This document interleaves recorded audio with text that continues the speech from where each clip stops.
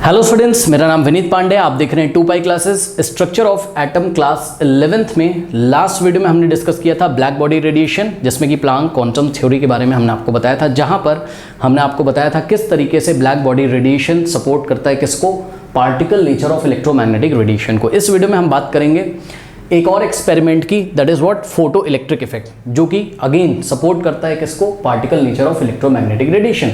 यानी कि बच्चों ये जो फोटो इलेक्ट्रिक इफेक्ट है, इसके जो रिजल्ट्स आए वो ये बताते हैं कि जो इलेक्ट्रोमैग्नेटिक रेडिएशन का नेचर है वो पार्टिकल नेचर है। जैसा कि हमने आपको पिछले वीडियो में बताया हुआ है कि जो इलेक्ट्रोमैग्नेटिक रेडिएशन है उसका डुअल नेचर होता है, यानी कि वो पार्टिकल नेचर जैसा भी होता है और वो वेव नेचर जैसा भी होता है, करेक्ट। यानी कि उसको में पार्टिकल नेचर, वेव नेचर दोनों ही नेचर होते हैं, ठीक है। तो वो डुअल कैरेक्टरिस्टिक होता है, लास्ट वीडियो में हमने आपको बताया है।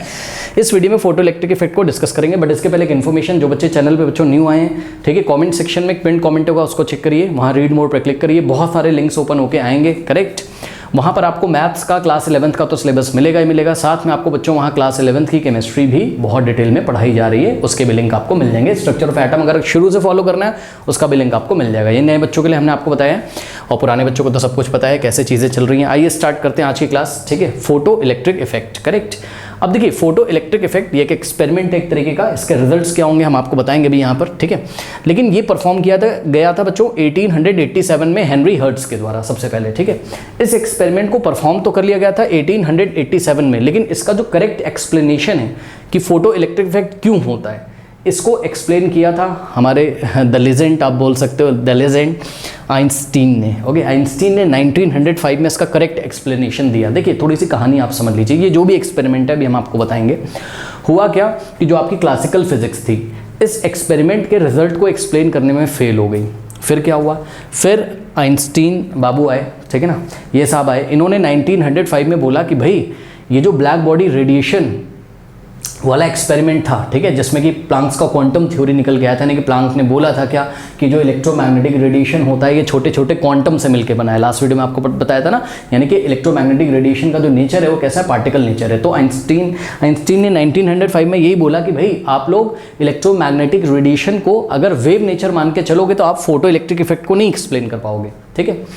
आपको इलेक्ट्रोमैग्नेटिक रेडिएशन को पार्टिकल नेचर, जैसा कि किसने माना था, प्लांक्स ने, ठीक है, जैसा कि प्लांक ने माना था वैसा ही आपको इलेक्ट्रोमैग्नेटिक रेडिएशन का पार्टिकल नेचर मान के आपको चलना पड़ेगा इलेक्ट्रोमैग्नेटिक रेडिएशन को, तब जाके आप इस फोटो इलेक्ट्रिक इफेक्ट को एक्सप्लेन कर पाओगे, ठीक है ना। तो ये पूरी कहानी थी, ठीक है। आइए जरा हम आपको इसको एक्सप्लेन करते हैं कि फोटो इलेक्ट्रिक इफेक्ट क्या होता है। ध्यान से चेक करिए, आपके एनसीईआरटी में एक ऐसा डायग्राम बना होगा, ठीक है। ये देखिए, ये एक ट्यूब है आपके पास, ठीक है। ये देखिए यहाँ पर वैक्यूम हमने क्रिएट कर दिया है, ओके, और यहाँ पर एक मेटल की प्लेट लगा दी है। मान लीजिए कि यहाँ पर हमने पोटेशियम की प्लेट लगाई है, पोटेशियम मेटल की एक प्लेट लगा दी है, करेक्ट। अब होता क्या है, यहाँ पर एक डिटेक्टर लगा हुआ है, ठीक है। अब ये डिटेक्टर क्या काम करता है वो भी हम आपको बताएंगे, लेकिन जैसे ही यहाँ पर ध्यान से चेक करिए बच्चों, यहाँ पर जैसे ही हम लाइट फॉल कराते हैं, ठीक है, जैसे ही हमने क्या किया, यहाँ से लाइट ऐसे भेजी और ये जाके जैसे ही इस मेटल सरफेस पे टकराती है, correct, without any time lag, कोई भी टाइम गैप नहीं होता है। ध्यान से सुनिए, जैसे यहाँ से लाइट आती है, लाइट आने का मतलब क्या है, इलेक्ट्रोमैग्नेटिक रेडिएशन आ रहा है, करेक्ट। अब ये किसी भी कलर की लाइट हो सकती है, रेड हो सकती है, येलो हो सकती है, ग्रीन हो सकती है, ठीक है, वो भी हम देख लेंगे। सुनिए, जैसे यहाँ से बच्चों लाइट आती है, करेक्ट, या व्हाइट लाइट भी हो सकती है, कोई इशू नहीं है। अब ध्यान से चेक करो, जैसे ही यहाँ से लाइट आती है, ये जैसे ही मेटल सरफेस पे स्ट्राइक करती है, करेक्ट, मेटल सरफेस से इलेक्ट्रॉन इजेक्ट होते हैं, यानी कि इलेक्ट्रॉन बाहर निकलते हैं। इतना तो आपको पता है ना कि मेटल में फ्री इलेक्ट्रॉन्स होते हैं, सही है। ये मेटल का सरफेस है तो इसमें फ्री इलेक्ट्रॉन्स है। हुआ क्या, देखिए ये आपका वैक्यूम चैम्बर है, ठीक है, इस ट्यूब के अंदर मेटल का प्लेट लगा हुआ है। जैसे ही यहाँ से इलेक्ट्रोमैग्नेटिक रेडिएशन आया, यानी कि जैसे ही लाइट हमने भेजा, जैसे ही लाइट आपको पता है 3 × 10⁸ मीटर पर सेकंड से चलती है, उसकी स्पीड होती है लाइट की, ठीक है। तो जैसे ही इस मेटल पे ये लाइट स्ट्राइक करेगी या इलेक्ट्रोमैग्नेटिक रेडिएशन स्ट्राइक करेगा, तुरंत इस मेटल सर्फेस से इलेक्ट्रॉन इजेक्ट हो जाता है, यानी कि इलेक्ट्रॉन बाहर निकल जाते हैं। ध्यान से चेक करिए बच्चों, ये इलेक्ट्रॉन ऐसे बाहर निकल जाएंगे, ठीक है ना, और बहुत सारे इलेक्ट्रॉन ऐसे लगातार बाहर निकलते रहेंगे। अब देखिए इस दिशा में, यहाँ देखिए इस दिशा में ये इलेक्ट्रॉन ऐसे चल रहे हैं। यहाँ हमने एमीटर लगा के रखा हुआ है, ये एमीटर क्या करेगा, करंट को मेजर करेगा, ठीक है। आपको पता है जिधर इलेक्ट्रॉन चलते हैं उसके जस्ट ऑपोजिट क्या फ्लो करता है, इलेक्ट्रिक करंट। तो इलेक्ट्रॉन का फ्लो करना ही इलेक्ट्रिक करंट होता है, यानी कि अगर यहाँ से इलेक्ट्रॉन निकल रहे हैं तो एमीटर में करंट की रीडिंग दिखाई जाएगी और एमीटर करंट की रीडिंग दिखाता है। अब यहाँ पर देखिए बच्चों, एक डिटेक्टर लगा हुआ है। डिटेक्टर का काम क्या होता है, बात समझिए जरा। डिटेक्टर दो काम करता है। Number 1, count the number of electron. याद रखिए बच्चों, डिटेक्टर के काम समझ लीजिए जरा। डिटेक्टर क्या काम करता है, number 1, count the detector counts the number of electrons, ठीक है। Detector number of electrons count करता है। कि कितने इलेक्ट्रॉन्स यहाँ से निकले, ये कौन काउंट करता है? डिटेक्टर, याद रखिएगा। और दूसरा डिटेक्टर का काम क्या होता है? काइनेटिक एनर्जी ऑफ इलेक्ट्रॉन, मतलब यहाँ से जो इलेक्ट्रॉन आ रहे हैं इनमें से एक इलेक्ट्रॉन की या सारे इलेक्ट्रॉन की काइनेटिक एनर्जी कितनी होती है बताने में सक्षम रहता है। डिटेक्टर क्या करता है? काइनेटिक एनर्जी बताता है, किसकी? इलेक्ट्रॉन्स की, ठीक है ना। तो काइनेटिक एनर्जी ऑफ इलेक्ट्रॉन्स को ये बताता है। ये दो काम है किसके? डिटेक्टर के, करेक्ट। फिर से समझ लीजिए, जैसे ही आप यहाँ से इलेक्ट्रोमैग्नेटिक रेडिएशन फॉल कराते हो किसी मेटल के सरफेस पे, तुरंत मेटल के सरफेस से इलेक्ट्रॉन बाहर निकलने लगते हैं, यानी कि एक इलेक्ट्रिक करंट इसमें फ्लो करने लगता है। इलेक्ट्रॉन का फ्लो क्या कहलाता है? Electric current. जिधर इलेक्ट्रॉन चलेंगे उसके just opposite electric current flow करेगा, आपको पता है। तो ये एमीटर आपकी करंट की रीडिंग दिखाने लगता है। और यहाँ पे डिटेक्टर जो लगा हुआ है ये नंबर ऑफ इलेक्ट्रॉन्स को काउंट कर सकता है, ठीक है, और इलेक्ट्रॉन की काइनेटिक एनर्जी को बता सकता है, ठीक। तो जैसे ही आपने लाइट को इस मेटल सरफेस पे फॉल कराया, तुरंत यहाँ देखिए इलेक्ट्रिक करंट एक फ्लो हो गया या फिर इलेक्ट्रॉन्स का फ्लो यहाँ पर बन गया। इसको ही हम क्या बोलते हैं? फोटो इलेक्ट्रिक इफेक्ट बोलते हैं। क्या बोलते हैं? Photo electric effect, correct. बच्चों फोटो इलेक्ट्रिक इफेक्ट जो शब्द है वो मिलकर बना है फोटो, और यहाँ देखिए ये इलेक्ट्रिक शब्द है। तो पता है फोटो का मतलब क्या है? फोटोन। अब ये फोटोन क्या होता है अभी हम आपको थोड़ी देर में बताएंगे, ठीक है। फोटो, अभी आप फोटो का मतलब लाइट समझ लीजिए, करेक्ट। फोटो शब्द आया फोटोन से, लेकिन फोटो का मतलब आप लाइट समझ लीजिए। मतलब जैसे ही लाइट आएगी मेटल के सरफेस पे, तुरंत आपको क्या देखने को मिलेगा? इलेक्ट्रॉन्स या फिर इलेक्ट्रिक करंट आपको देखने को वहां पर मिलेगा। इस इफेक्ट को हम क्या बोलते हैं? Photo electric effect, correct. अब सुनिए, ये जो फोटो इलेक्ट्रिक इफेक्ट है 1887 में हेनरी हर्ट्ज द्वारा परफॉर्म किया गया था। अब इसके कुछ रिजल्ट्स थे, बहुत ध्यान से सुनिए, इसके कुछ रिजल्ट्स थे। ये रिजल्ट्स पहले आप बच्चों लर्न कर लीजिए, फिर हम आपको बताएंगे कि क्लासिकल फिजिक्स किस तरीके से इन सारे रिजल्ट्स को एक्सप्लेन करने में नाकाम रही। फिर आइंस्टाइन साहब किस तरीके से आए और उन्होंने इन सारे रिजल्ट्स को एक्सप्लेन किया with the help of Planck's quantum theory. और तब जाके हमने माना कि फोटो इलेक्ट्रिक इफेक्ट को तभी एक्सप्लेन किया जा सकता है जब इलेक्ट्रोमैग्नेटिक रेडिएशन को आप पार्टिकल नेचर का मान के चलें, करेक्ट। तो ध्यान से सुनिए, रिजल्ट नंबर 1 इस एक्सपेरिमेंट, फोटो इलेक्ट्रिक इफेक्ट का जो एक्सपेरिमेंट हुआ था, इसके रिजल्ट्स नोट करने से पहले आपको फोटो इलेक्ट्रिक इफेक्ट की डेफिनेशन नोट कर लेनी चाहिए मेरे ख्याल से। तो एनसीईआरटी बोलता है इलेक्ट्रॉन्स और electric current were ejected when certain metals like potassium, rubidium, caesium, के का मतलब पोटेशियम, आरबी का मतलब रुबिडियम, सीएस का मतलब caesium, were expose to a beam of light. आपको भी ये बात समझ में क्लियरली आ रही होगी। जब कुछ निश्चित मेटल, हर एक मेटल फोटो इलेक्ट्रिक इफेक्ट नहीं दिखाता है, कुछ निश्चित मेटल जैसे कि पोटेशियम, रुबिडियम, सीजियम, ठीक है, कि मेटल की प्लेट को यहाँ पे हम रखते हैं और इस पर हम बीम ऑफ लाइट को फॉल कराते हैं, तो हमें तुरंत ही यहाँ पर इलेक्ट्रॉन इजेक्टेड होते हुए नजर आते हैं। नजर नहीं, मतलब आंखों से नहीं नजर आएंगे। यहाँ डिटेक्टर लगा है तो वो बता देता है कि हाँ भाई इलेक्ट्रॉन्स यहाँ से आ रहे हैं, या फिर आप बोल सकते हैं एमीटर लगा है तो उसकी वजह से हमें पता चल जाता है हाँ इसमें इलेक्ट्रिक करंट फ्लो कर रहा है। इलेक्ट्रिक करंट फ्लो करने का मतलब है कि इलेक्ट्रॉन्स का फ्लो हो रहा है। इलेक्ट्रॉन्स कहाँ से आए? तो जवाब है ऑब्वियसली मेटल के सरफेस से आए होंगे, ठीक है ना। तो जैसे ही हम बीम ऑफ लाइट को इस मेटल के सरफेस से फॉल करते हैं, फ्लो ऑफ इलेक्ट्रॉन यहाँ पे बन जाता है या फ्लो ऑफ इलेक्ट्रिक करंट यहाँ पे बन जाता है, या हम दूसरे शब्दों में बोले तो मेटल के सरफेस से तुरंत इलेक्ट्रॉन इजेक्ट होते हैं, बाहर आते हैं। इस फिनोमेना को हम क्या बोलते हैं? इस फिनोमेना को हम फोटो इलेक्ट्रिक इफेक्ट बोलते हैं। इसका रिजल्ट देखिए बच्चों, इसका रिजल्ट नंबर 1 था क्या? There is no time lag between the striking of light beam and the ejection of electrons from the metal surface. मतलब जैसे ही ये लाइट मेटल सरफेस पे स्ट्राइक करती है, जैसे ही कोई भी टाइम गैप वहां पर नहीं होता है, बिल्कुल भी टाइम गैप हुए बिना तुरंत के तुरंत यहां से इलेक्ट्रॉन इजेक्ट हो जाते हैं। ये आपका रिजल्ट नंबर 1 देखा गया, ठीक है, इसको नोट कर लीजिएगा, ठीक है। ऐसा नहीं कि आपने यहां से लाइट इस पे फॉल कराई और थोड़ा सा टाइम लगा, ठीक है, मतलब थोड़ा सा 2-3 मिनट आपको वेट करना पड़ा फिर यहाँ से इलेक्ट्रॉन इजेक्ट हो रहे हैं। नहीं नहीं नहीं, नहीं। जैसे ही आप लाइट यहाँ पे फॉल कराते हो तुरंत एमीटर में रीडिंग आ जाती है, यानी कि तुरंत इलेक्ट्रॉन्स फ्लो हो रहे हैं, तुरंत इलेक्ट्रिक करंट इसमें आ जाएगा। याद रखिएगा कोई भी टाइम गैप यहाँ पर नहीं होगा, ठीक है। और ये इलेक्ट्रॉन कहाँ से निकल रहे हैं? कहाँ से इजेक्शन हो रहा है? इजेक्शन मतलब बाहर निकल रहे हैं। इलेक्ट्रॉन कहाँ से बाहर निकल रहे हैं? जवाब है मेटल के सरफेस से, ठीक है। दूसरा देखिए बच्चों, बहुत इंपॉर्टेंट दूसरा रिजल्ट, सारे रिजल्ट्स याद कर लीजिएगा, फिर अभी हम आपको आगे बताएंगे कि किस तरीके से क्लासिकल फिजिक्स इन रिजल्ट्स को एक्सप्लेन करने में नाकाम रही, करेक्ट। नहीं, देखिए जरा, नो आपका रिजल्ट नंबर 2 क्या था? The number of electrons ejected is directly proportional to intensity और ब्राइटनेस ऑफ लाइट। याद रखिएगा बच्चों, हमने आपको क्या बताया था, ये जो डिटेक्टर है वो क्या करता है? ये डिटेक्टर नंबर ऑफ इलेक्ट्रॉन्स को भी काउंट कर देता है, ठीक है। तो जब आप यहाँ से जो लाइट यहाँ से देखिए भेज रहे हैं, इसकी जब इंटेंसिटी आप बढ़ा देते हो या ब्राइटनेस इसकी बढ़ा देते हो। अब देखिए इंटेंसिटी या ब्राइटनेस का बहुत अच्छा मतलब थोड़ी देर में भी हम आपको बताएंगे, लेकिन आप समझिए थोड़ा सा आप समझ रहे होगे। ब्राइटनेस का मतलब थोड़ी और चमक वाली लाइट अगर हम डाल दें, जैसे कि हमने येलो कलर की लाइट डाली तो थोड़ी सी और चमकीली येलो कलर की लाइट अगर हम डाल दें जिसकी ब्राइटनेस ज़्यादा हो, तो यहाँ से जो इलेक्ट्रॉन्स निकलेंगे उनकी संख्या ज़्यादा हो जाएगी, ठीक है। एग्जाम्पल के तौर पे हम आपको बता रहे हैं, मान लीजिए ब्राइटनेस 10 यूनिट है। कितना है? 10 यूनिट है, करेक्ट। मान लो ब्राइटनेस 10 यूनिट है। 10 यूनिट ब्राइटनेस वाली लाइट डालने से मान लीजिए 100 इलेक्ट्रॉन्स निकल रहे हैं, ठीक है, लेकिन आपने ब्राइटनेस 10 से बढ़ा के 20 कर दी, ठीक है, तो इलेक्ट्रॉन्स की संख्या भी कितनी हो गई, मान लीजिए इलेक्ट्रॉन की संख्या यहाँ से 100 से बढ़ के 500 हो गई। अब एग्जैक्टली कितनी हो गई वो तो अलग तरीके से कैलकुलेट किया जाता है, वो छोड़िए। आप सिंपल ये देखिए कि यहाँ से जो नंबर ऑफ इलेक्ट्रॉन्स निकल रहे हैं कहाँ से, मेटल के सरफेस से, उनकी संख्या किस पे डिपेंड करती है, याद रखिएगा, द इंटेंसिटी या फिर आप बोल सकते हैं ब्राइटनेस ऑफ लाइट पे। जितनी ब्राइट लाइट आप यहाँ पे डालोगे मेटल के सरफेस पे उतने ज़्यादा इलेक्ट्रॉन्स इजेक्ट होंगे। वेरी इंपॉर्टेंट है, याद रखिएगा, करेक्ट। इसके बाद जो तीसरा रिजल्ट देखा गया उसको समझने से पहले आपको समझना होगा थ्रेशहोल्ड फ्रीक्वेंसी क्या होती है। थ्रेशहोल्ड फ्रीक्वेंसी क्या होती है, सुनिए, थ्रेशहोल्ड फ्रीक्वेंसी क्या होती है। देखिए बात समझिएगा, इसको हम आपको एक एग्जांपल के तौर पे समझाते हैं। देखिए समझिए जरा बात को, आपने विबग्योर पढ़ा हुआ है, ठीक है, ये देखिए लास्ट क्लास में हमने आपको पढ़ाया हुआ है विबग्योर, ये सभी बच्चों को पता है, ठीक है। विजिबल रेंज, ये आपका विजिबल रेंज है आपको violet, indigo, blue, green, yellow, orange, red, correct.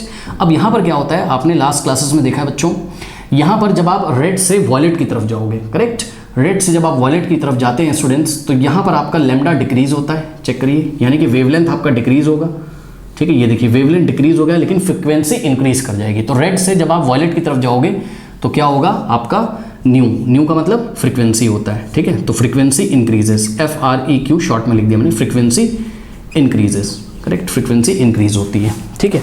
अब मेरी बात ध्यान से सुनिए, हमने यहाँ पर एक मेटल की प्लेट ली, दैट इज व्हाट, हमने यहाँ सोडियम की प्लेट ली, सोडियम कह रहा हूँ सॉरी, पोटेशियम की, ठीक है, पोटेशियम मेटल की हमने यहाँ प्लेट ली। बहुत ध्यान सुनिएगा मेरी बात, के लिख दे रहा हूँ इस पर, के का मतलब कौन सी प्लेट है, पोटेशियम मेटल की प्लेट है, करेक्ट। अब इस पर हमने क्या किया, हमने सबसे पहले इस पर रेड लाइट फॉल कराई, कौन सी, रेड लाइट, याद रखिएगा। तो हमने इस पर क्या फॉल कराया, हमने इस पर रेड लाइट फॉल कराया, लाल कलर का, ठीक है, रेड लाइट हमने ऐसा फॉल किया, करेक्ट। अब हम क्या देखते हैं, रेड लाइट फॉल कराया, अब हमने क्या किया, इस रेड लाइट का ब्राइटनेस बढ़ाया। आप लोगों को थोड़ा सा मैं बता दूं कि रेड लाइट की जो फ्रीक्वेंसी रेंज होती है, ठीक है, वो होती है लगभग कहाँ से कहाँ, मैं आपको बता देता हूँ। रेड लाइट की जो फ्रीक्वेंसी रेंज होती है, न्यू ऑफ रेड लाइट, ये होता है 4.3 to 4.6 इंटू 10⁻14 हर्ट्ज। ये फ्रीक्वेंसी किसकी, रेड लाइट की, 4.3 इंटू 10⁻14 हर्ट्ज से 4.6 इंटू 10⁻14 हर्ट्ज, करेक्ट। सुन लीजिएगा ध्यान से, ठीक, क्योंकि आपको हमने लास्ट क्लास में पढ़ाया है अलग अलग कलर की जो लाइट्स होती है सबकी फ्रीक्वेंसी क्या होती है, अलग अलग होती है, करेक्ट। तो रेड लाइट हमने इस पे फॉल कराया। अब हम क्या कर रहे हैं, रेड लाइट की ब्राइटनेस बढ़ा रहे हैं, ब्राइटनेस बढ़ा रहे हैं, इंटेंसिटी बढ़ा रहे हैं, ब्राइटनेस बढ़ा रहे हैं, बढ़ाते जाओ, ठीक है। रेड लाइट की आपने ब्राइटनेस बढ़ाई, ठीक है, फिर आपने रेड लाइट की और ब्राइटनेस बढ़ाई, मतलब ये रेड लाइट यहाँ पे गिर रही है, ठीक है, उसकी ब्राइटनेस लगातार बढ़ा रहे हो, लगातार बढ़ा रहे हो, लगातार आप बढ़ा रहे हो, बढ़ा रहे हो, बढ़ा रहे हो, बढ़ा रहे हो, लगातार ब्राइटनेस बढ़ा रहे हो, या फिर आप बोल सकते हो इंटेंसिटी बढ़ा रहे हो। आप क्या देखते हो बच्चों, ये जो पोटेशियम का मेटल है यहाँ से कोई इलेक्ट्रॉन ही नहीं इजेक्ट होता है। ओहो ये क्या हुआ, सुनिए, यहाँ से आप रेड लाइट चाहे 10 साल तक, चाहे 2 घंटे तक, चाहे 2 दिन तक, कितनी भी ब्राइटनेस की रेड लाइट आप यहाँ पर फॉल करा दीजिए, मैंने क्या बोला, red light of any brightness, मैंने क्या बोला, red light of any brightness, any brightness, ठीक है। रेड लाइट की ब्राइटनेस चाहे जितनी आप बढ़ा दीजिए, यहाँ से इलेक्ट्रॉन ही नहीं इजेक्ट होते। अब आपने क्या किया, आपने सोचा कि इसका मतलब जो लाइट है उसकी ब्राइटनेस से नंबर ऑफ इलेक्ट्रॉन्स इजेक्ट होंगे कि नहीं होंगे, ठीक है, मतलब नंबर ऑफ इलेक्ट्रॉन्स इजेक्ट मतलब इलेक्ट्रॉन्स इस सरफेस से इजेक्ट होंगे कि नहीं होंगे, ये ब्राइटनेस पर डिपेंड नहीं कर रहा है। फिर आपने क्या किया, आपने ये जो यहाँ से लाइट फॉल कर रहा था, आपने इसकी फ्रीक्वेंसी चेंज करी, आपने इसकी फ्रीक्वेंसी बढ़ा कर देखी, आपने इसकी फ्रीक्वेंसी बढ़ा कर देखी, आई रिपीट, आपने इसकी फ्रीक्वेंसी बढ़ा के देखी। तब आपने क्या किया, ध्यान से सुनिए, ये रेड लाइट की जगह आपने क्या लिया, येलो लाइट ले लिया, करेक्ट। आप चेक करो, रेड के लेफ्ट में आ रहा है येलो, और आपको पता है राइट से लेफ्ट जाओगे तो फ्रीक्वेंसी क्या करेगी, इंक्रीज करेगी, यानी कि जो न्यू ऑफ येलो लाइट होगा, ठीक है। अब आपने यहाँ पे येलो लाइट फॉल कराई, कौन सी, येलो लाइट, तो न्यू ऑफ येलो लाइट, ठीक है, न्यू वाई का मतलब न्यू ऑफ येलो लाइट, यानी कि येलो लाइट की जो फ्रीक्वेंसी होती है वो हम आपको बता देते हैं। येलो लाइट की जो फ्रीक्वेंसी होती है वो 5.1 से लेके 5.2 इंटू 10⁻14 हर्ट्ज होती है। ये येलो लाइट की फ्रीक्वेंसी है, आप क्लियरली देख सकते हो। येलो लाइट की जो फ्रीक्वेंसी है वो 5.1 से लेके 5.2 इंटू 10⁻14 हर्ट्ज, यानी कि 5.1 इंटू 10⁻14 हर्ट्ज से 5.2 इंटू 10⁻14 हर्ट्ज होती है, जो कि रेड लाइट से क्या है, ज़्यादा है, ठीक है। अब आपने क्या किया, मेरी बात ध्यान सुनो, रेड लाइट की जब लाइट आप इस पे पोटेशियम पे फॉल कराते थे तो आप ब्राइटनेस खूब बढ़ा रहे थे, खूब बढ़ाते, कोई इलेक्ट्रॉन इजेक्ट नहीं हो रहे थे। लेकिन जैसे ही आपने येलो लाइट इस पे फॉल कराई, उसकी ब्राइटनेस बहुत कम रखी, ठीक है। अब आपने क्या किया, आपने वेरी वीक येलो लाइट ली, वेरी वीक येलो लाइट मतलब जिसकी ब्राइटनेस बहुत कम है, वेरी वीक येलो लाइट ली। लेकिन आपने क्या देखा, जब येलो लाइट आपने ली तो यहाँ से इलेक्ट्रॉन इजेक्ट हो गए। ये देखिए यहाँ से इलेक्ट्रॉन इजेक्ट हो गए, एमीटर में रीडिंग आने लगी, करेक्ट। ये देखिए जरा, यानी कि इलेक्ट्रॉन इस मेटल के सरफेस से इजेक्ट होगा कि नहीं होगा, ये लाइट की ब्राइटनेस पे नहीं डिपेंड करता है, ये लाइट की फ्रीक्वेंसी पे डिपेंड करता है। याद रखिएगा, लाइट की फ्रीक्वेंसी पे डिपेंड करता है कि यहाँ से मेटल के सरफेस से इलेक्ट्रॉन इजेक्ट होगा कि नहीं होगा, ये ब्राइटनेस पे डिपेंड नहीं करता है।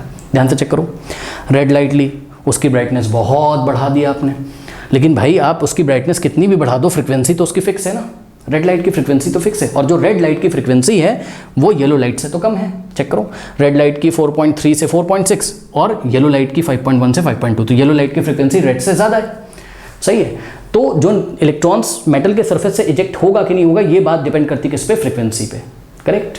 अब मेरी बात ध्यान से सुनिए, जितनी फ्रीक्वेंसी पे कोई मेटल, सुन लीजिए, जितनी भी फ्रीक्वेंसी की लाइट से, सुन लीजिए, जितनी भी फ्रीक्वेंसी की लाइट से कोई मेटल के सरफेस से इलेक्ट्रॉन इजेक्ट होते हैं, उस मिनिमम फ्रीक्वेंसी को हम क्या बोलते हैं, थ्रेशहोल्ड फ्रीक्वेंसी। फिर से सुन लीजिए, जितनी मिनिमम फ्रीक्वेंसी की लाइट से या जितनी मिनिमम फ्रीक्वेंसी की इलेक्ट्रोमैग्नेटिक रेडिएशन फॉल कराने से मेटल के सरफेस से इलेक्ट्रॉन इजेक्ट होना शुरू हो जाए, उस मिनिमम फ्रीक्वेंसी को हम क्या बोलते हैं, थ्रेशहोल्ड फ्रीक्वेंसी, ठीक है। तो मेरी बात ध्यान से सुनिए, जो पोटेशियम के लिए थ्रेशहोल्ड फ्रीक्वेंसी है, थ्रेशहोल्ड फ्रीक्वेंसी को न्यू नॉट से लिखा जाता है। किससे लिखा जाता है, न्यू नॉट से लिखा जाता है। थ्रेशहोल्ड फ्रीक्वेंसी को किससे लिखते हैं, न्यू नॉट से, याद रखिएगा। न्यू नॉट क्या है, थ्रेशहोल्ड फ्रीक्वेंसी है, मतलब समझो threshold frequency, correct, threshold frequency. सुनिए, तो पोटेशियम के लिए जो थ्रेशहोल्ड फ्रीक्वेंसी होती है, new not for potassium, new not for के, न्यू नॉट फॉर, यानी कि threshold frequency for potassium, threshold frequency for potassium जो होती है वो लैब में देखा गया कितनी होती है, 5.0 × 10⁻14 हर्ट्ज। अब मेरी बात ध्यान सुनिए, ये देखिए, जो कि कहीं ना कहीं येलो लाइट के आसपास होता है, ठीक है ना। हालांकि इस एग्जाम्पल में हमने आपको बताया, हमने देखिए 5.0 से ज़्यादा, 5.0 से ज़्यादा 5.1 वाली येलो लाइट डाली। येलो लाइट में भी अलग अलग कैटेगरी होती है ना, येलो लाइट में भी तो बहुत सारे येलो कलर होते हैं यार, किसी की फ्रीक्वेंसी ज़्यादा, किसी की कम, सही है। लेकिन हमने क्या देखा, जब येलो कलर 5.0 × 10⁻14 हर्ट्ज वाला फॉल कराते हैं, तब पोटेशियम से इलेक्ट्रॉन निकलना शुरू हो जाते हैं, करेक्ट। यानी कि 5.0 से कम फ्रीक्वेंसी का अगर हम लाइट लें, ठीक है, 5.0 से कम, यानी कि अगर हम 4.99 × 10⁻14 हर्ट्ज का अगर हम कोई लाइट लें, तो पोटेशियम से इलेक्ट्रॉन इजेक्ट नहीं होते हैं। तो पोटेशियम पे कितने मिनिमम लाइट का, कितने मिनिमम फ्रीक्वेंसी का लाइट फॉल करें कि पोटेशियम से इलेक्ट्रॉन निकलने लगे, जवाब है वो मिनिमम फ्रीक्वेंसी का वैल्यू ये रहा, 5.0 × 10⁻14 हर्ट्ज। यानी कि 5.0 × 10⁻14 हर्ट्ज से कम फ्रीक्वेंसी का लाइट अगर इसके ऊपर फॉल करोगे तो उसमें से इलेक्ट्रॉन नहीं निकलेंगे। तो इसलिए जितनी मिनिमम फ्रीक्वेंसी पे किसी मेटल के सरफेस से इलेक्ट्रॉन इजेक्ट होने लगते हैं, उस मिनिमम फ्रीक्वेंसी को हम क्या बोलते हैं, थ्रेशहोल्ड फ्रीक्वेंसी। सही है, इतनी बात समझ में आ गई। अब मेरी बात ध्यान सुनो, बहुत ध्यान सुन लेना। अब कहता है कि सर क्या होगा अगर हम इतनी फ्रीक्वेंसी से ज़्यादा फ्रीक्वेंसी का लाइट इस पे फॉल कराएं, ठीक है। तो मेरी बात ध्यान सुनिए, देखिए बात समझो। मान लो एग्जांपल दे रहा हूँ ऐसे ही, मान लीजिए आपने इस पे फॉल कराया 5.2 × 10⁻14 हर्ट्ज फ्रीक्वेंसी का लाइट, ठीक है। तो अब आप चेक करो, पोटेशियम मेटल की जो थ्रेशहोल्ड फ्रीक्वेंसी कितनी है, 5.0, आपने लाइट इसमें कितना डाला, 5.2 का, सही है। यानी कि आपने ज़्यादा फ्रीक्वेंसी, थ्रेशहोल्ड फ्रीक्वेंसी से ज़्यादा फ्रीक्वेंसी का लाइट इसमें डाल दिया, कोई बात नहीं है। सुनिए मेरी बात ध्यान से, इन दोनों का डिफरेंस निकाल लीजिए, किसका, न्यू का और न्यू नॉट का। मतलब समझो यहाँ पर new is greater than new not, ठीक है। यहाँ पे देखिए ये देखिए यहाँ पर जो न्यू है वो ग्रेटर है क्या, न्यू नॉट से। यानी कि हमने 5.2 का डाला और ज़रूरत कितना था, 5.2 × 10⁻14 का हमने डाला, और ज़रूरत कितने का था, 5.0 × 10⁻14। इससे नीचे यानी कि 5.0 × 10⁻14 हर्ट्ज से नीचे वो इलेक्ट्रॉन रिजेक्ट नहीं करेगा। तो ये जो डिफरेंस आता है किसका, 5.2 - 5.0 का, करेक्ट। ये जो डिफरेंस आता है × 10⁻14, इन दोनों को माइनस कर दो, कितना का, 0.2 × 10⁻14 हर्ट्ज, करेक्ट। ये जो फ्रीक्वेंसी है, जो डिफरेंस आ रहा है, ये फ्रीक्वेंसी क्या करती है, ये फ्रीक्वेंसी इलेक्ट्रॉन को एनर्जी देने के लिए जिम्मेदार है। जितना ज़्यादा ये डिफरेंस होगा, सुन लीजिए मेरी बात ध्यान से, देखो एक बात बताओ, दो चीज़ें, एक तो इलेक्ट्रॉन जस्ट मेटल से निकल जाए, और दूसरा देखिए मेटल के सरफेस से निकलने के पास उसके पास बहुत अच्छी काइनेटिक एनर्जी भी हो। सुन लीजिए मेरी बात, एक तो जस्ट मेटल से निकल जाए, ठीक है, इलेक्ट्रॉन का जस्ट मेटल से निकलने के लिए जो फ्रीक्वेंसी है वो थ्रेशोल्ड फ्रीक्वेंसी के इक्वल है, ठीक है, यानी कि इतना फ्रीक्वेंसी का लाइट डालोगे तो जस्ट मेटल के सरफेस को इलेक्ट्रॉन छोड़ देगा, यानी कि जस्ट उससे इजेक्ट होगा, लेकिन उस इलेक्ट्रॉन के पास अच्छी काइनेटिक एनर्जी नहीं होगी। अगर उस इलेक्ट्रॉन को अच्छी काइनेटिक एनर्जी भी आपको देनी है तो आपको क्या करना होगा, थ्रेशोल्ड फ्रीक्वेंसी से ज़्यादा फ्रीक्वेंसी का लाइट फॉल कराना होगा, सही है। थ्रेशोल्ड फ्रीक्वेंसी से ज़्यादा फ्रीक्वेंसी का जब लाइट आप फॉल कराओगे तो जो भी फ्रीक्वेंसी में डिफरेंस आएगा, उस फ्रीक्वेंसी डिफरेंस के कारण इलेक्ट्रॉन में एनर्जी आएगी, कौन सी, काइनेटिक एनर्जी आएगी, और इलेक्ट्रॉन ऐसा चलने लगेगा। इसको भी हम आपको डिटेल में समझाएंगे, लेकिन आइए जरा हम आपको यहाँ पे बच्चों पहले बता देते हैं what is the definition of threshold frequency. ये आपको याद होना चाहिए, एग्जाम में क्वेश्चन पूछा जाता है। तो there is a characteristic minimum frequency below which photo electric effect is not observe, ठीक है, सुन लीजिए, there is a characteristic minimum frequency below which photo electric effect is not observe, और आपको यहाँ पर लिखना चाहिए था there is a characteristic minimum frequency of every metal, of every metal, ठीक है, हर एक मेटल की अलग अलग एक कैरेक्टरिस्टिक मिनिमम फ्रीक्वेंसी होती है जिस फ्रीक्वेंसी के नीचे फोटो इलेक्ट्रिक इफेक्ट हम ऑब्जर्व नहीं कर सकते हैं। जैसे कि पोटेशियम के लिए जो थ्रेशोल्ड फ्रीक्वेंसी है वो कितनी है, 5.0 इंटू 10⁻14 हर्ट्ज, यानी कि पोटेशियम मेटल को अगर आप इससे कम फ्रीक्वेंसी दोगे तो इलेक्ट्रॉन इजेक्ट नहीं करेगा, करेक्ट। तो at a frequency and this minimum frequency is known as what, threshold frequency. इसी मिनिमम फ्रीक्वेंसी को हम क्या बोलते हैं, थ्रेशोल्ड फ्रीक्वेंसी बोलते हैं। अब आगे देखिए, eight a frequency new is greater than new not, अगर आपने इस थ्रेशोल्ड फ्रीक्वेंसी से ज़्यादा फ्रीक्वेंसी दी तो क्या होगा, the ejected electrons come out with certain kinetic energy, तो जो बाहर इलेक्ट्रॉन निकल रहे हैं उनके पास कुछ काइनेटिक एनर्जी भी होगी, ठीक है, और ये काइनेटिक एनर्जी कैसे इंक्रीज होगी, जवाब है ये काइनेटिक एनर्जी तब इंक्रीज होगी जब आप ये फ्रीक्वेंसी डिफरेंस इंक्रीज कर दें। और ये फ्रीक्वेंसी डिफरेंस कैसे इंक्रीज करेंगे, जवाब है जो न्यू नॉट है उससे बहुत ज़्यादा फ्रीक्वेंसी का आप इस पर लाइट फॉल कराएं, यानी कि जितनी ज़्यादा फ्रीक्वेंसी का लाइट आप यहाँ पर फॉल कराओगे उतनी ज़्यादा काइनेटिक एनर्जी के साथ इलेक्ट्रॉन यहाँ से निकलेंगे। तो याद रखिएगा यहाँ पर the kinetic energy of these electron increase with the increase of frequency of light use, ठीक है, जितना ज़्यादा फ्रीक्वेंसी का लाइट यूज़ करेंगे उतनी ज़्यादा काइनेटिक एनर्जी होगी किसकी, निकलने वाले इलेक्ट्रॉन्स की, ठीक है। इतनी बातें समझ में आ गई, चलो बहुत बढ़िया, ठीक है। अब थोड़ा सा यहाँ पर आपको और नॉलेज लेना है, नॉलेज ये लेना है, बात समझो रहा, देखो हमने आपको यहाँ पर क्या पढ़ाया था, the number of electrons ejected is directly proportional to intensity और ब्राइटनेस ऑफ लाइट, करेक्ट। तो सुनिए मेरी बात, देखिए येलो लाइट का लाइट आपको फॉल कराना है किसके ऊपर, पोटेशियम के ऊपर, ये तो कंफर्म हो गया, ठीक, येलो लाइट का, तभी इलेक्ट्रॉन इजेक्ट करेगा, यानी कि फ्रीक्वेंसी तो येलो लाइट वाली चाहिए, ठीक है। अब मेरी बात ध्यान से सुनिए, अब मान लो येलो लाइट की फ्रीक्वेंसी आपने इस पर फॉल कराई और वो फ्रीक्वेंसी थी, कोई भी फिक्स कर लो, मान लो कि आपने इसमें येलो लाइट की जो फ्रीक्वेंसी फॉल कराई 5.1 इंटू 10⁻14 हर्ट्ज का येलो लाइट आपने इस पर फॉल कराया। अब फ्रीक्वेंसी तो देखिए फिक्स हो गई।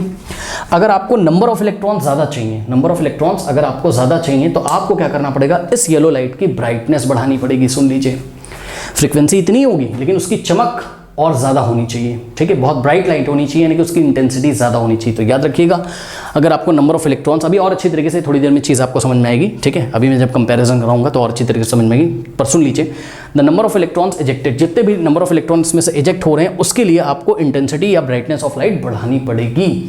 लेकिन पता है क्या, ध्यान रखना पहले मिनिमम थ्रेशोल्ड फ्रीक्वेंसी वाली वेवलेंथ तो इस पर फॉल करा देना, पता लगा ज़रूरत है इसको येलो की, डाल रहे हो तुम इस पर रेड, तो रेड लाइट आप कितनी भी ब्राइटनेस की इस पर डाल लीजिए, ये इलेक्ट्रॉन इजेक्ट नहीं करेगा, ठीक है। यानी कि हर एक मेटल से इलेक्ट्रॉन इजेक्ट करने के लिए कम से कम उसको थ्रेशोल्ड फ्रीक्वेंसी तक आपको लाना पड़ेगा, यानी कि उसको थ्रेशोल्ड फ्रीक्वेंसी वाली लाइट आपको फॉल करानी पड़ेगी। फिर आपको अगर नंबर ऑफ इलेक्ट्रॉन्स बढ़ाने हैं तो जो भी थ्रेशोल्ड फ्रीक्वेंसी वाली लाइट है, ठीक है ना, उसको उसकी आप ब्राइटनेस बढ़ा दीजिए, क्या दिक्कत है, ठीक है ना।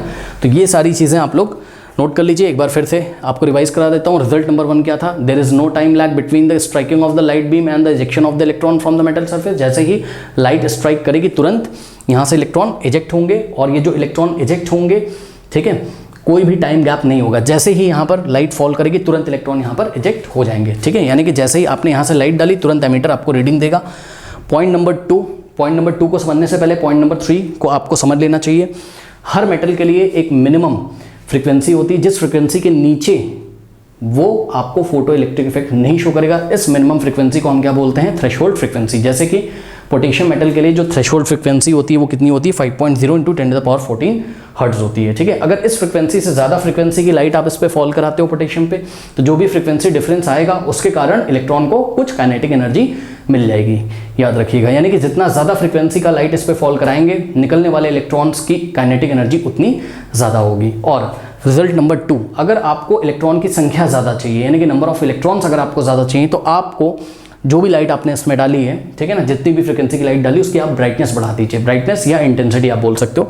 अगर आप लाइट की ब्राइटनेस या इंटेंसिटी बढ़ा दोगे तो नंबर ऑफ इलेक्ट्रॉन्स इजेक्टेड यहाँ पर बढ़ जाएंगे। करेक्ट स्टूडेंट्स, इतना आप नोट कर लीजिए। फिर हम आपको ये बताते हैं किस तरीके से क्लासिकल मैकेनिक्स इन रिजल्ट्स को, क्लासिकल फिजिक्स इन रिजल्ट्स को समझाने में नाकाम रही। करेक्ट स्टूडेंट्स, देखिए अकॉर्डिंग टू क्लासिकल फिजिक्स, ठीक है, क्लासिकल फिजिक्स क्या कर रही थी हम आपको बताएं। ये जो फोटो इलेक्ट्रिक इफेक्ट हुआ इसको क्लासिकल फिजिक्स एक्सप्लेन नहीं कर पाई।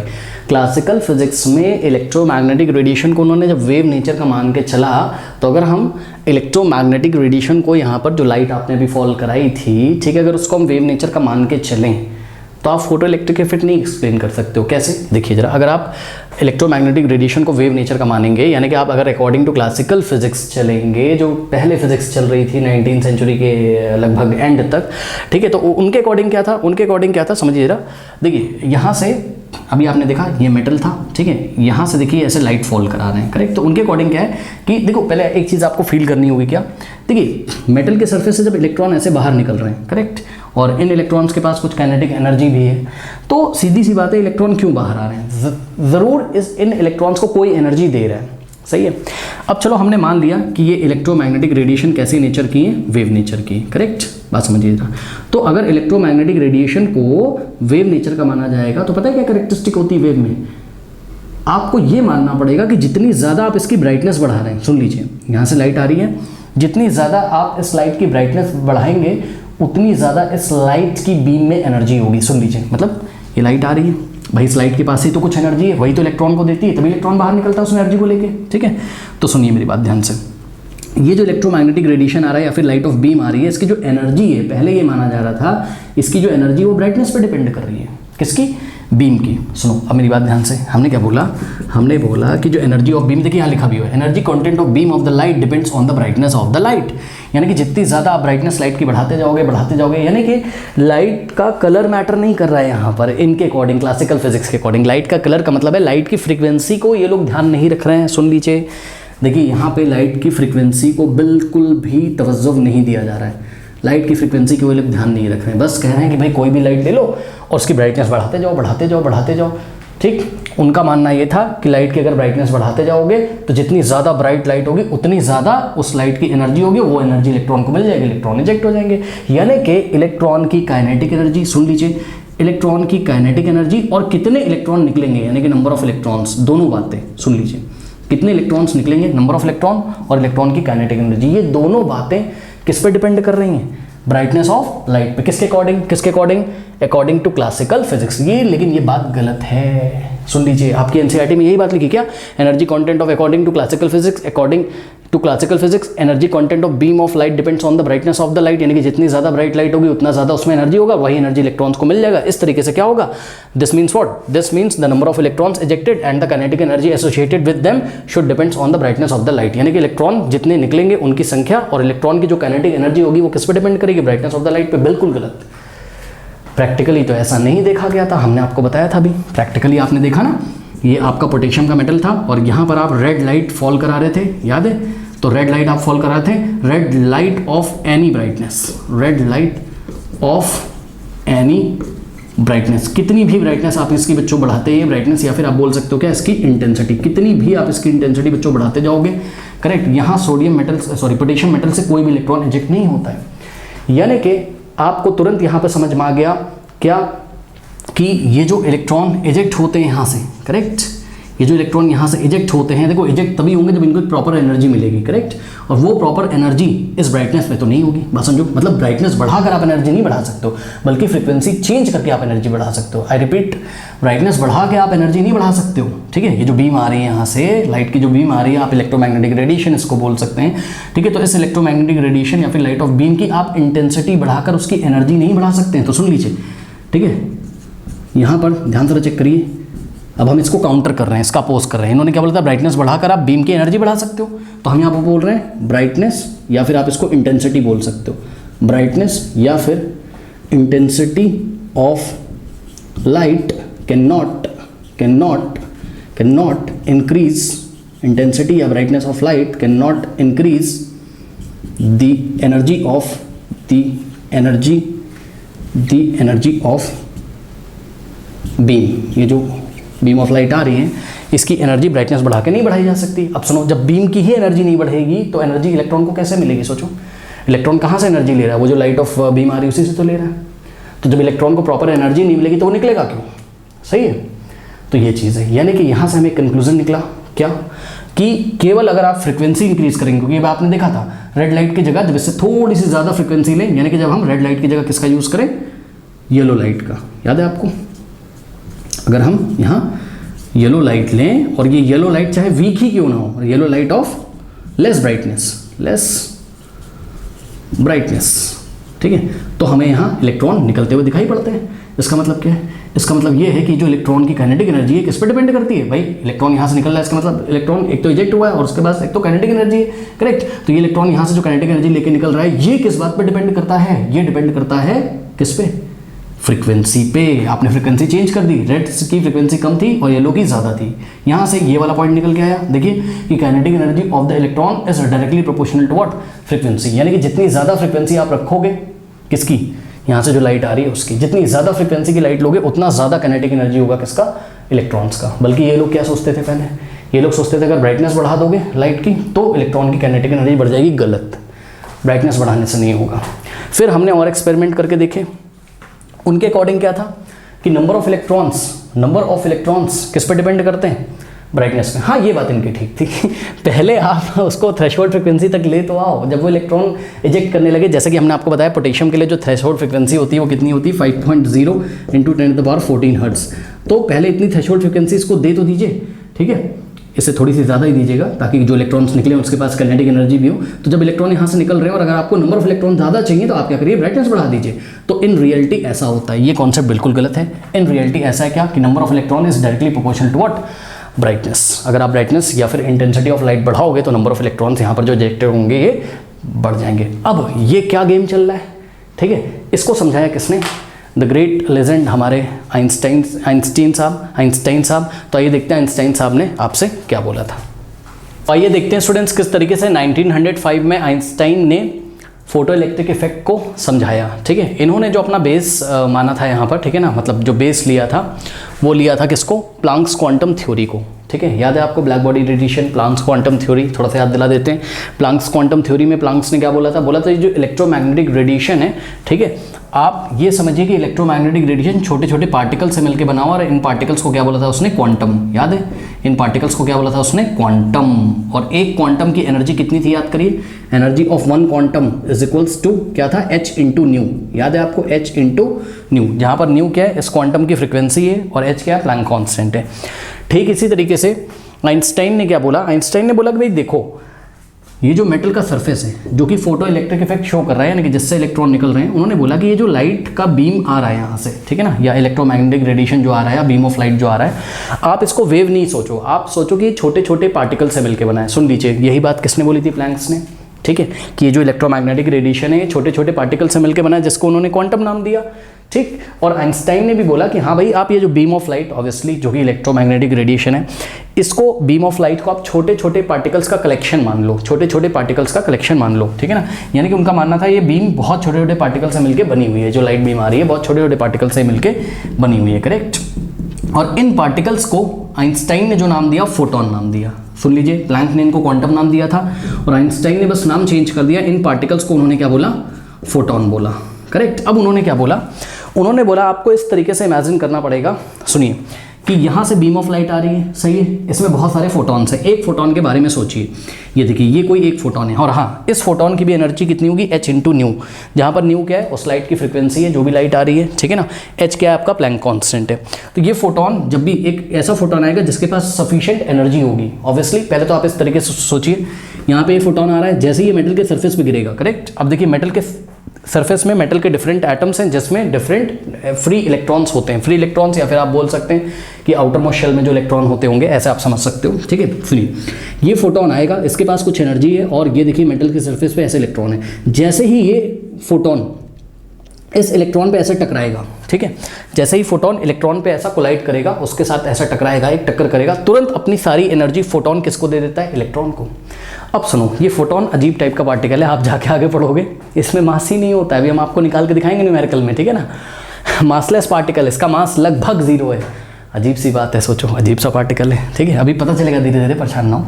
लेकिन आइंस्टाइन ने यही बोला कि भाई ये जो बीम ऑफ लाइट है छोटे छोटे पार्टिकल से मिलकर बनी, इन पार्टिकल को उन्होंने फोटोन नाम दिया, और कहा कि भाई फोटोन के पास कुछ एनर्जी होती होगी। अब एक फोटोन के बारे में सोचो, तो बहुत सारे फोटोन रहे, एक फोटोन के बारे में सोचो, ये फोटोन जाएगा और मेटल के एटम में किसी इलेक्ट्रॉन से ऐसा टकराएगा, तो ये फोटोन अपनी सारी एनर्जी किसको दे देगा, बताइए, सारी एनर्जी किसको दे देगा, इस इलेक्ट्रॉन को। अब इलेक्ट्रॉन क्या करेगा, अगर इलेक्ट्रॉन को सफिशिएंट एनर्जी मिल गई तो इलेक्ट्रॉन यहाँ से ऐसा बाहर निकल जाएगा, ठीक है, क्योंकि इलेक्ट्रॉन को एनर्जी मिल जाएगी तो ऐसा बाहर यहाँ से निकल जाएगा। इस तरीके से आइंस्टाइन ने इसको समझाया, करेक्ट। अब मेरी बात ध्यान से सुनिए, उन्होंने बोला कि जब सफिशिएंट एनर्जी का फोटोन आके इस मेटल के सरफेस से टकराएगा तो ये फोटोन अपनी एनर्जी किसको ट्रांसफर कर देता है, इलेक्ट्रॉन को। इलेक्ट्रॉन एक सर्टेन काइनेटिक एनर्जी से बाहर निकलेंगे, लेकिन ध्यान से सुनिए, something is called work function, something is called what, work function, ठीक है। कुछ एक टर्म होता है वर्क फंक्शन, जिसको आप W0 से दिखा सकते हैं, ठीक है ना।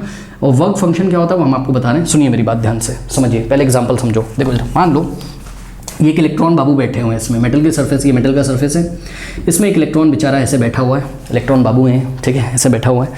अब यहाँ से फोटोन आता है, ये इलेक्ट्रॉन क्या कह रहा है, ये इलेक्ट्रॉन कह रहा है, मेरी बात ध्यान सुनो, ये इलेक्ट्रॉन कह रहा है कि भाई मुझे 50 यूनिट एनर्जी की ज़रूरत है, कितने की, 50 यूनिट की। ध्यान से सुनिए, ठीक है। ये जो इलेक्ट्रॉन है, ये बेचारा यहाँ बैठा हुआ है, कह रहा है कि इसको कितनी एनर्जी चाहिए, 50 यूनिट, ठीक है। अब ये यूनिट क्या होती है एनर्जी की, सब हम आगे सवाल जब करेंगे तो उसमें डिस्कस करेंगे, छोड़ो। इस इलेक्ट्रॉन को यहाँ से इजेक्ट होने के लिए 50 यूनिट चाहिए, कितनी एनर्जी चाहिए, 50 यूनिट, ठीक है। अब सुनो, यहाँ से फोटोन आ रहा है ऐसे, और इस फोटोन के पास है बच्चों, मान लीजिए ओनली 49 यूनिट एनर्जी लीजिए। अब ये फोटोन आएगा और इस इलेक्ट्रॉन से जैसे ही टकराता है, ये इस इलेक्ट्रॉन को 49 यूनिट एनर्जी दे देगा, हम मना नहीं कर रहे हैं, लेकिन सोचो इस इलेक्ट्रॉन को यहाँ से निकलने के लिए कितनी एनर्जी चाहिए थी, 50। क्या ये इलेक्ट्रॉन निकलेगा, नहीं, एनर्जी कम पड़ गई।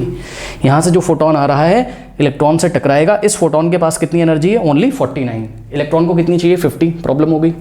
अब सुनिए, मान लीजिए कि ये जो फोटोन आ रहा है यहाँ से, ठीक है, इस फोटोन के पास एग्जैक्टली 50 यूनिट एनर्जी है, तो ये इलेक्ट्रॉन क्या होगा, जस्ट इजेक्ट होगा, सुन लीजिए ध्यान से, ठीक है, जस्ट इजेक्ट होगा और उसकी काइनेटिक एनर्जी लगभग 0 रहेगी, बस वो मेटल के सरफेस से बाहर आएगा, उसकी काइनेटिक एनर्जी 0 रहेगी, यानी कि जितना फोटोन के पास एनर्जी था वो एग्जैक्टली किसके इक्वल हो गया, इलेक्ट्रॉन को जितनी एनर्जी चाहिए थी बाहर निकलने के लिए उसके इक्वल हो गया।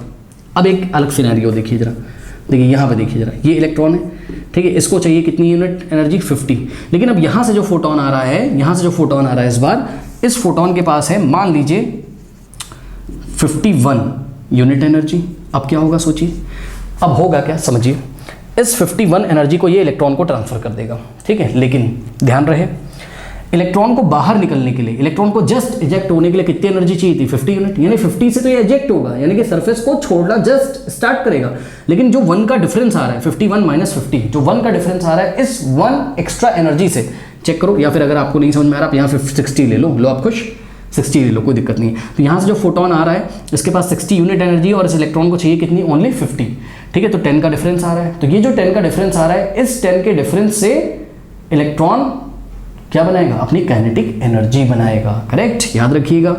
फोटोन के पास है 60, इलेक्ट्रॉन के पास है 50, तो ये जो डिफरेंस आ रहा है 60 माइनस 50, यही क्या होगी, इलेक्ट्रॉन की काइनेटिक एनर्जी होगी, करेक्ट। अब सुनिए मेरी बात ध्यान से, इस इलेक्ट्रॉन को मेटल के सरफेस से जस्ट बाहर आने के लिए कितनी एनर्जी चाहिए, 50 यूनिट। तो इस 50 यूनिट को हम क्या बोलेंगे, वर्क फंक्शन।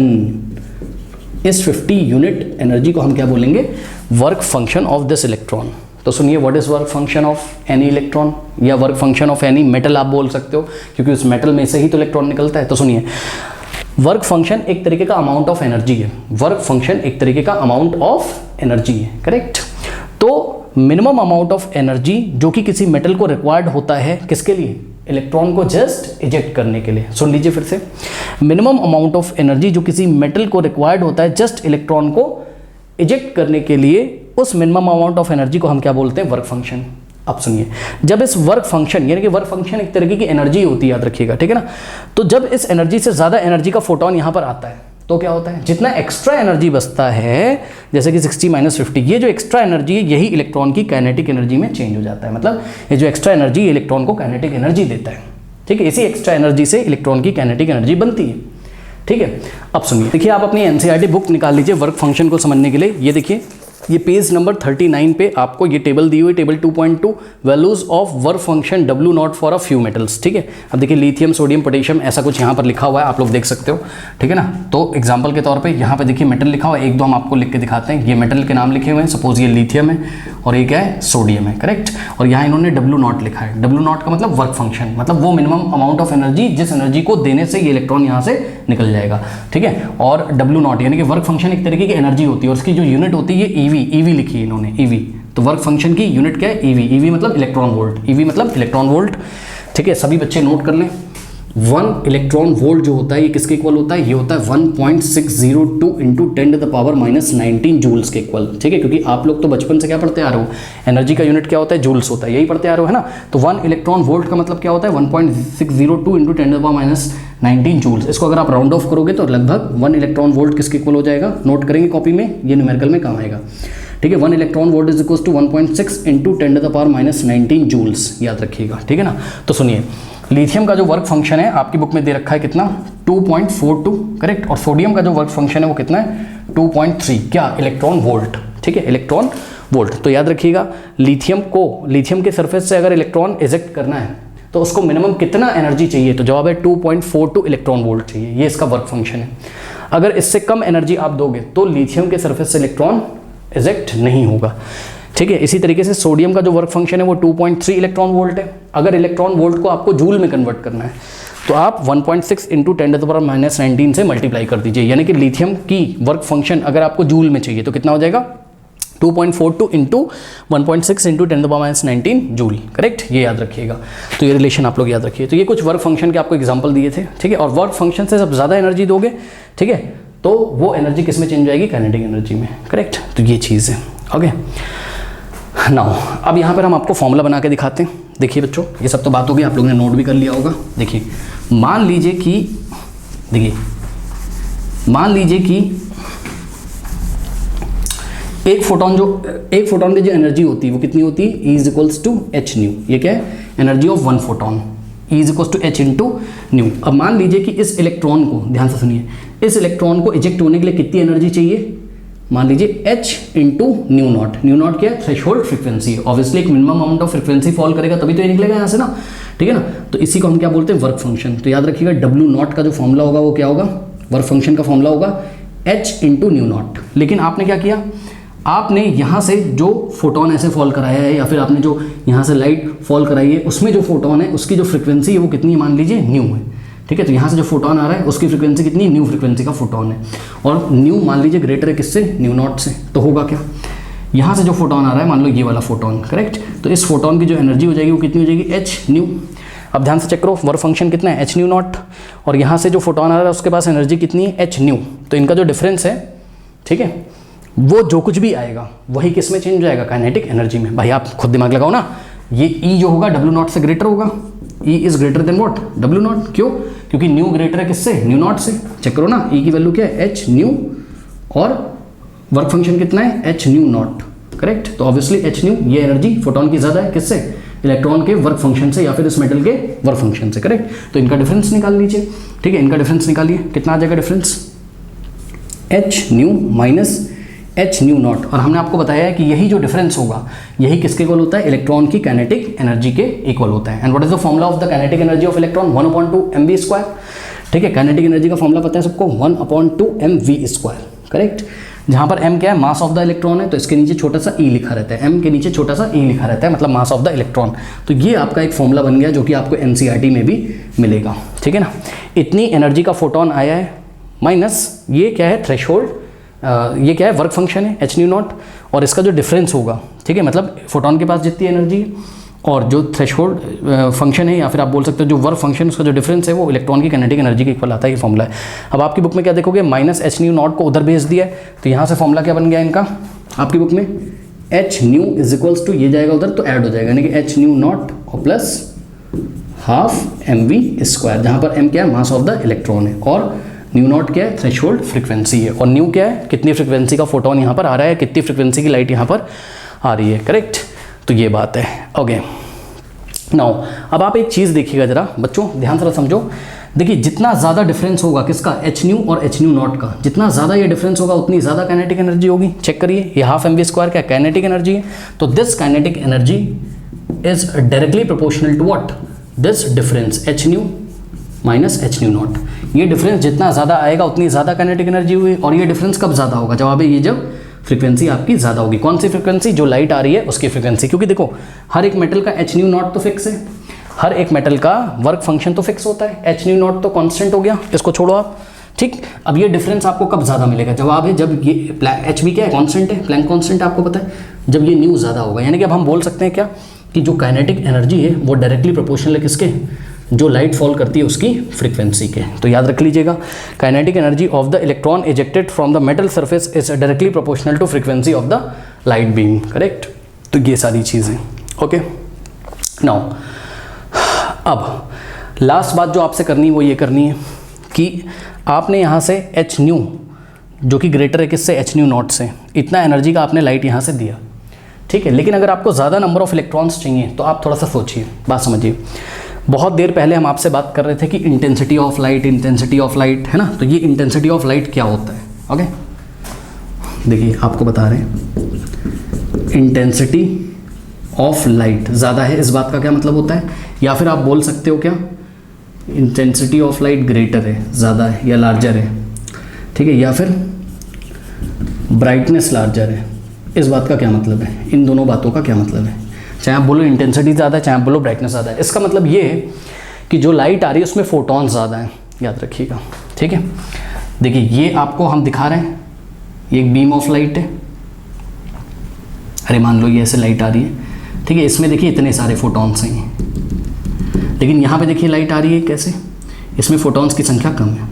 हालांकि दोनों की फ्रिक्वेंसी सेम है, इसकी भी फ्रिक्वेंसी कितनी है, न्यू, इसकी भी फ्रिक्वेंसी कितनी है, न्यू है, करेक्ट। लेकिन यहाँ पर क्या है, ब्राइटनेस ज़्यादा होगी और यहाँ पर ब्राइटनेस कम होगी, क्योंकि यहाँ नंबर ऑफ फोटॉन्स ज़्यादा है, यहाँ नंबर ऑफ फोटॉन्स कम है। तो ऐसा माना जाता है कि जिस लाइट की ब्राइटनेस ज़्यादा है उसमें नंबर ऑफ फोटॉन्स ज़्यादा है। तो आज के बाद याद रखिएगा, अगर आपसे कोई बोले कि ज़्यादा इंटेंसिटी की लाइट है, मतलब उसमें ज़्यादा नंबर ऑफ फोटॉन्स हैं, ठीक है।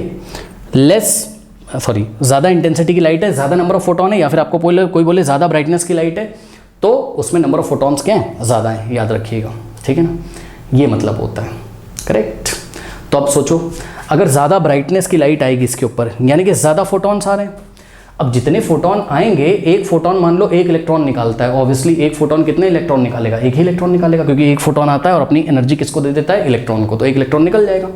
तो एक फोटॉन अगर एक इलेक्ट्रॉन निकालता है तो दो फोटॉन दो इलेक्ट्रॉन निकालेंगे, तीन फोटॉन तीन इलेक्ट्रॉन निकालेंगे। लेकिन शर्त यह है कि जो फोटॉन आ रहा है, ठीक है, वो थ्रेशोल्ड फ्रीक्वेंसी वाला फोटॉन होना चाहिए कम से कम। थ्रेशोल्ड फ्रीक्वेंसी से कम फ्रीक्वेंसी रखोगे तो इलेक्ट्रॉन नहीं इजेक्ट होगा, करेक्ट। तो यही चीज़ है। तो जितने ज़्यादा यहाँ पर फोटॉन आएंगे उतने ज़्यादा इलेक्ट्रॉन निकलेंगे। इसलिए बोला जाता है क्या, कि अगर आप इंटेंसिटी ऑफ लाइट बढ़ा दें या ब्राइटनेस ऑफ लाइट बढ़ा दें तो नंबर ऑफ इलेक्ट्रॉन्स भी बढ़ जाते हैं। यानी कि number of electrons is directly proportional to number of electrons ejected from the metal surface is directly proportional to what, intensity of light और ब्राइटनेस ऑफ लाइट। तो ये चीज़ है। अब आइए इसको थोड़ा सा हम देख लेते हैं क्या क्या थ्योरी आपकी बुक में लिखी हुई है। सबसे पहली बात आपकी बुक में लिखी है कि Einstein in 1905 explain the photo electric effect using Planck's quantum theory of electromagnetic radiation. जैसा कि हमने आपको बताया कि जैसे प्लैंक ने बोला था कि हाँ भाई इलेक्ट्रोमैग्नेटिक रेडिएशन जो है पार्टिकल से बना है, और वो पार्टिकल्स को उसने क्वांटम बोला, एक क्वांटम की एनर्जी h इंटू न्यू थी। ठीक उसी तरीके से आइंस्टाइन ने भी आके बोला, क्या बोला उन्होंने बोला कि ये जो लाइट बीम ऑफ लाइट है ये छोटे छोटे पार्टिकल से मिलकर बनी, और इन पार्टिकल का नाम उसने रखा फोटॉन, और एक फोटॉन की एनर्जी उतनी ही बताई जितनी प्लैंक्स ने बताई थी एक क्वांटम की, यानी कि एक फोटोन की एनर्जी कितनी होती है, h इंटू न्यू, करेक्ट। तो उन्होंने बोला, किसने, आइंस्टाइन ने, उन्होंने बोला when a photon of sufficient energy, ध्यान रखिए जरा, उन्होंने बोला when a photon of sufficient energy बोला, ठीक है, मतलब ऐसा नहीं कि कोई भी फोटोन, कितनी भी एनर्जी का फोटोन, नहीं, फोटोन ऑफ सफिशिएंट एनर्जी मतलब उस फोटोन की कम से कम इतनी एनर्जी तो होनी चाहिए जितनी इस इलेक्ट्रॉन को बाहर निकलने के लिए चाहिए। तो वही बात है, when a photon of sufficient energy strikes an electron in the atom of the metal, it transfer its energy instantaneously to the electron during the collision. जब ये फोटोन आके यहाँ मेटल सरफेस पे टकराता है तो तुरंत ही बिना किसी टाइम गैप के फोटोन अपनी सारी एनर्जी इलेक्ट्रॉन को ट्रांसफर कर देता है, और इस तरीके से and the electron is ejected without any time lag और डिले, और बिना किसी टाइम गैप के ये इलेक्ट्रॉन यहाँ से बाहर निकल जाता है। अब आप ध्यान दें, greater the energy possessed by the photon, greater will be transfer of energy to the electron and greater will be the kinetic energy of the ejected electron. Obviously, जितना ज़्यादा एनर्जी का फोटोन यहाँ पर आएगा उतनी ज़्यादा एनर्जी इलेक्ट्रॉन को transfer होगी, और जितनी ज़्यादा इलेक्ट्रॉन को एनर्जी ट्रांसफर होगी उतनी ज़्यादा इलेक्ट्रॉन की काइनेटिक एनर्जी होगी, ठीक है ना, याद रखिएगा। तो यहाँ से कंक्लूजन आपको निकाला, हमने आपको बताया kinetic energy of the ejected electron is directly proportional to what, frequency, तो याद रखिएगा।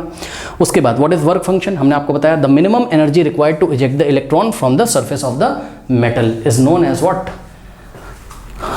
वर्क फंक्शन, ठीक है, वो मिनिमम अमाउंट ऑफ एनर्जी जिसकी हेल्प से इलेक्ट्रॉन सरफेस से निकल जाता है उसको हम क्या बोलते हैं, वर्क फंक्शन बोलते हैं। और ये जो वर्क फंक्शन होता है इसको हम डब्ल्यू नॉट से दिखाते हैं, और W nought is equals to what, H into nu nought, और न्यू नॉट क्या है, थ्रेशोल्ड फ्रीक्वेंसी है, करेक्ट। उसके बाद लास्ट पॉइंट जो है यहाँ पर, लास्ट पॉइंट से पहले एक पॉइंट और आपको याद होना चाहिए, ये देखिए, ये जो डिफरेंस होता है एच न्यू और एच न्यू नॉट का, ये किसके इक्वल होता है, काइनेटिक एनर्जी के इक्वल होता है। जितनी ज़्यादा ये डिफरेंस होती है उतनी ज़्यादा काइनेटिक एनर्जी होगी, यानी कि कंक्लूजन क्या निकला कि kinetic energy of the electron is directly proportional to the frequency of the photon या फिर फ्रीक्वेंसी ऑफ द लाइट, क्योंकि लाइट जो है वो कलेक्शन है मैनी फोटॉन्स का। ओके, नाउ लास्ट बात जो हमने आपको बताई क्या, कि जितनी ज़्यादा इंटेंस बीम ऑफ लाइट है, यानी कि लाइट की ब्राइटनेस जितनी ज़्यादा है उतने ज़्यादा उसमें क्या है, नंबर ऑफ फोटॉन्स है, correct. More intense beam of light consist of larger number of photons, ठीक है।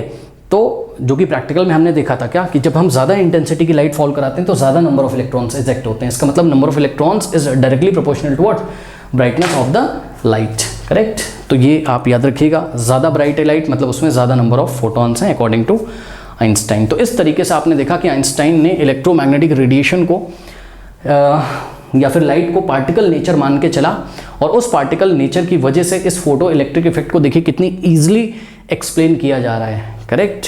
भाई साफ साफ लग रहा है, हाँ भाई कोई पार्टिकल आता होगा जिसका नाम क्या है, फोटोन है, पार्टिकल है, यानी कि लाइट किससे मिलकर बनी हुई है, लाइट आ रही है तो इसमें क्या है, पार्टिकल्स हैं, ठीक है। वो पार्टिकल ऐसे आएंगे मेटल के सरफेस पे गिरेंगे, और वो पार्टिकल अपनी एनर्जी किसको दे देंगे, मेटल के इलेक्ट्रॉन्स को, और इलेक्ट्रॉन वहाँ से इजेक्ट हो जाएंगे। तो ये पूरा आपकी कहानी है, करेक्ट। तो इस तरीके से आपने देखा किस तरीके से आइंस्टाइन ने फोटो इलेक्ट्रिक इफेक्ट को particle nature of electromagnetic radiation मानते हुए एक्सप्लेन कर दिया, करेक्ट, नोट कर लीजिए। तो स्टूडेंट्स नेक्स्ट हमें थोड़ा सा डिस्कस करना है dual behaviour of electromagnetic radiation, लेकिन इसको डिस्कस करने से पहले जो फॉर्मूला भी हमने आपको बताया था, H nu is equal to H nu nought plus 1/2 mv², very important formula, याद रख लीजिएगा। इसमें सभी टर्म्स को समझ लीजिए, एच क्या है, प्लैंक्स कांस्टेंट है, न्यू क्या है, फ्रीक्वेंसी ऑफ द लाइट, जो लाइट फॉल कर रही है मेटल पे उसकी फ्रीक्वेंसी है, न्यू नॉट क्या है, थ्रेशोल्ड फ्रीक्वेंसी है, वी क्या है, यहाँ ध्यान रखिएगा, वी है इलेक्ट्रॉन की वेलोसिटी, ठीक है, याद रखिएगा, वी क्या है, velocity of the electron, and M क्या है, एम या किसी किसी बुक में एम के नीचे छोटा सा ई लिखा रहता है, यानी कि मास ऑफ द इलेक्ट्रॉन, ठीक है। अब सुनिए, सारी कहानी हो गई, आपने अभी तक देखा क्या, ब्लैक बॉडी रेडिएशन आपने देखा, फोटो इलेक्ट्रिक इफेक्ट आपने देखा, इंटरफेरेंस थोड़ा सा हमने आपको बताया था, डिफ्रैक्शन हमने आपको बताया था, यानी कि जब लाइट स्पेस में ऐसा प्रोपेगेट कर रही है, करेक्ट, तब लाइट का जब प्रोपगेशन होता है तो आपको वहाँ पर इंटरफेरेंस और डिफ्रैक्शन जैसे फिनोमेना देखने को मिलते हैं। यानी कि जब आपको ऐसे एक्सपेरिमेंट देखने को मिलते हैं इंटरफेरेंस और डिफ्रैक्शन जैसे, तो ये किसको बताते हैं, लाइट के वेव नेचर को, वेव नेचर ऑफ लाइट को बताते हैं। लेकिन वहीं दूसरी तरफ जब ब्लैक बॉडी रेडिएशन की बात आती है, फोटो इलेक्ट्रिक इफेक्ट की बात आती है, यानी कि जब आपकी लाइट है वो मैटर के साथ इंटरेक्ट करती है। सुन लीजिए, जब लाइट मैटर के साथ इंटरेक्ट करती है, देखा था ना आपने फोटो इलेक्ट्रिक इफेक्ट में किस तरीके से लाइट मेटल सरफेस पे फॉल करी थी, और आपको उस टाइम लाइट को पार्टिकल्स का कलेक्शन मान के चलना पड़ा था आपको, मतलब आइंस्टाइन को उन्होंने बोला लाइट भाई पार्टिकल से, फोटॉन से मिलके बनी हुई है, करेक्ट। तो ये देखिए, ये डायलेमा एक क्रिएट हो गया साइंटिस्ट के बीच में कि भाई लाइट है क्या, वेव नेचर की है कि पार्टिकल नेचर की है, कौन सा नेचर है। तो बाद में इसका कंक्लूजन क्या निकला, इसका कंक्लूजन ये निकला कि भाई आप देखो ना, कभी कभी तो ये पार्टिकल नेचर से आपको एक्सपेरिमेंट्स को एक्सप्लेन करना पड़ता है जब लाइट मैटर के साथ इंटरेक्ट करती है, और कभी कभी जब लाइट प्रोपोगेट होती है स्पेस में तो इंटरफेरेंस और डिफ्रैक्शन जैसे फिनोमेना आपको देखने को मिलते हैं, और इंटरफेरेंस और डिफ्रैक्शन को पार्टिकल नेचर से नहीं समझाया जा सकता है, और ब्लैक बॉडी रेडिएशन और फोटो इलेक्ट्रिक इफेक्ट को आप वेव नेचर से नहीं समझा सकते हो। अब दोनों ही तरीके के फिनोमेना, चाहे ये वाला हो पैटर्न और चाहे ये वाला, दोनों ही तो लाइट परफॉर्म करती है। इसका मतलब लाइट क्या है, लाइट का डुअल नेचर है, करेक्ट। ये इसका डुअल नेचर है, यानी कि ये पार्टिकल नेचर भी रखती है और वेव नेचर भी रखती है, ठीक है। तो ये मानने में, हालांकि ये सब कन्विंस होने में साइंटिस्ट वगैरह को काफ़ी टाइम लग गया था, पर फिर भी ठीक है, फाइनली यही मान के चला गया है कि लाइट के पास दोनों कैरेक्टरिस्टिक होती हैं, याद रखिएगा, ठीक है ना।